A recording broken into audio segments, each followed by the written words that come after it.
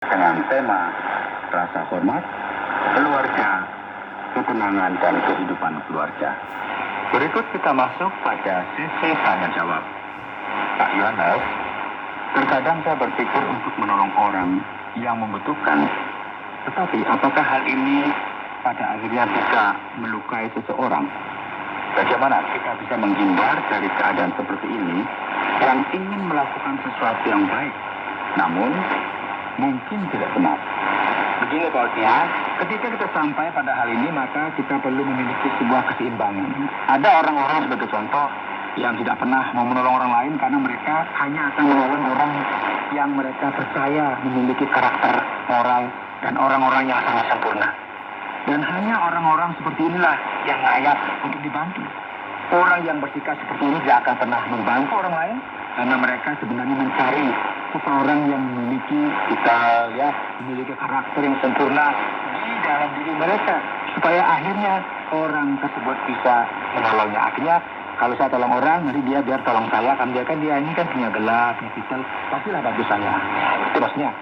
Sebaliknya ada orang-orang yang berkata, aduh, aku sangat kasihan pada mereka dan aku selalu memberikan sesuatu kepada mereka. Seringkali ketika kita menolong orang yang selalu minta bantuan, kita akhirnya merusak mereka. Jadi kita perlu menggunakan akal sehat kita.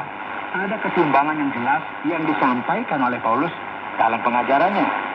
Ketika ia berbicara mengenai para janda yang ada di gereja, mereka perlu melihat siapa yang paling memerlukan bantuan dan siapa yang memiliki sikap yang sesuai supaya mereka dimasukkan dalam daftar penerima bantuan. Memberikan bantuan tanpa memikirkan hal tersebut terlebih dahulu pada akhirnya justru bisa merusak orang-orang yang menerima bantuan tersebut. Jadi kita perlu hati-hati. Sekarang Pak Yohanes mengenai apa yang diajarkan Paulus.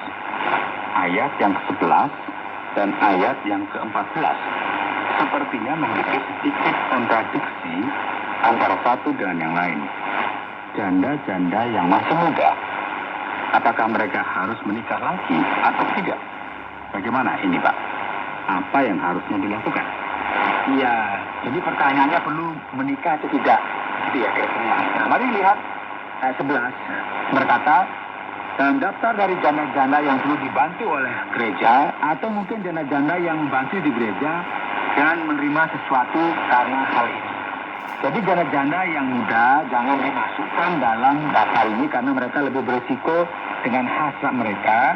Jadi kita bisa katakan bahwa mereka sebenarnya ingin menikah lagi dan ketika mereka melihat seorang pria yang mereka sukai, yang mereka pikirkan adalah untuk menikah. Jadi inilah yang menjadi gagasan dari bagian ini. Seperti masalah di sini karena ayat 12 yang berkata bahwa mereka telah memungkiri kesetiaan mereka yang semula. Ya, ini mungkin merupakan referensi terhadap kelompok janda-janda yang memberikan dedikasi secara penuh kepada Kristus dan melakukan pekerjaan di gereja, namun tiba-tiba ketika ada pria yang datang, ya mereka menjadi lupa akan janji yang telah mereka persembahkan kepada Tuhan. Mereka cepat memutuskan untuk melakukan apa yang mereka percayai dan dengan segera melupakan gereja. Jadi sepertinya inilah yang Paulus sampaikan di sini. Jadi ayat 14 berbeda. Janda-janda muda yang tidak mengikatkan dirinya pada sebuah komitmen dan yang sedang menghadapi sebuah kemungkinan untuk menikah yang telah dibimbing dan diberkati oleh Allah, maka mereka perlu menikah dan membangun keluarganya karena Allah benar-benar telah memberikan kesempatan ini kepada mereka. Jadi kedua hal yang tertulis dalam ayat 11 dan 14 ini itu hal yang berbeda. Pak Yohanes, pada saat saya memperhatikan bagian ini, saya mencoba untuk menghitung dan menyadari bahwa Paulus menuliskan sekitar 13 ayat yang berbicara mengenai janda. Jadi, berapa banyak janda yang sebenarnya ada di dalam gereja? Dan mengapa dia banyak berbicara mengenai bagian ini? Iya Pak Oti, janda yang dimasukkan di sini perlu kita pahami bukan sekedar janda pada umumnya. Janda yang dimaksudkan di sini adalah janda yang membutuhkan. Dan kita sebenarnya bisa melihat banyak orang yang sama keadaannya dengan orang lain. Dan mereka perlu dipikirkan sama dengan janda-janda yang disebutkan di sini. Karena janda yang dimaksudkan di sini adalah seseorang yang memiliki kebutuhan yang juga banyak dialami oleh banyak orang pada masa itu.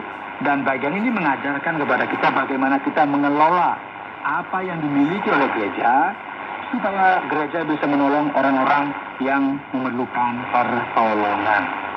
Pak Yohanes, penghormatan double atau gaji double, Pak? Apa yang bisa kita simpulkan dari ayat yang ke-17 dari pasal yang kelima ini, Pak Yohanes? Ya, ini merupakan sebuah pertanyaan yang ya kita katakan objektif lah Pak Oti. Penghormatan double tentu memiliki arti gaji double begitu. Mengapa? Karena jika seseorang menghargai sebuah pekerjaan dan berpikir bahwa hal tersebut merupakan sebuah pekerjaan yang penting, strategis gitu ya, maka harus ada dukungan yang sewajarnya juga untuk orang yang mengerjakan. Kita bayangkanlah dalam sebuah perusahaan yang membayar para eksekutif ya apa yang ia inginkan, pasti perusahaan tersebut akan bangkrut.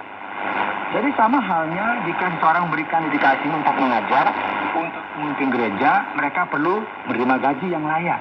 Jika tidak, mereka akan memiliki masalah yang serius dengan anak-anaknya, ya, dengan kebutuhan keluarganya. Jika seorang pendeta dalam satu gereja tidak dipenuhi kebutuhan keluarganya, maka pelayanannya akan terganggu juga ya. Jika seseorang ada dalam keadaan kekurangan, jika anak-anaknya memiliki masalah, jika istrinya juga memiliki penghasilan yang sedikit, maka orang tersebut juga tidak bisa melayani Allah dengan sepenuh hatinya. Jadi sama seperti pekerjaan lain yang penting, yang bayarnya juga mahal. Seorang pendeta juga layak mendapat gaji yang layak, yang pantas, karena perannya sangat penting dalam perkembangan dan pertumbuhan jemaat. Dan ini tidak ada kaitannya dengan eksploitasi keuangan. Sebagaimana orang kaya yang sering sekali memikirkan uang sebagai sesuatu yang paling penting dalam hidupnya. Kita tidak perlu hidup dalam segala kemewahan, ya. Namun kita juga jangan hidup dalam kemiskinan dan penderitaan. Kedua hal ini akan membuat keadaan ini semakin rumit. Jadi Paulus mengajarkan hal-hal yang praktis dan bersifat objektif.